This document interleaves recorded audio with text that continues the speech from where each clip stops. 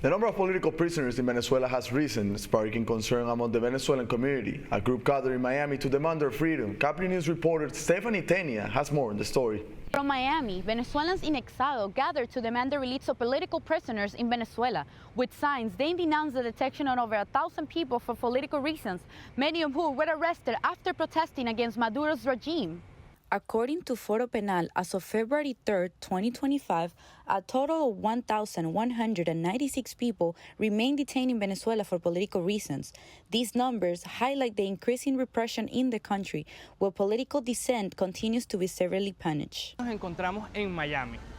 We are here in Miami calling for the release of the 188 political party members who have been kidnapped by Maduro's regime for one reason, only defending the July 28th mandate.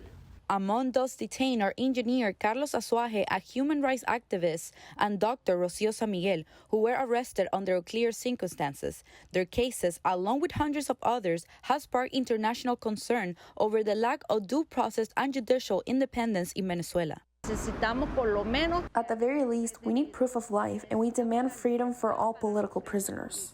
Despite the distance, Venezuelans in exile insist they will not stop denouncing repression and political persecution in their country.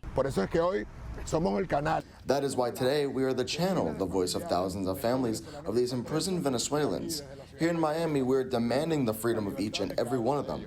Protesting is a human right, not a crime, and that is why we call for their immediate release.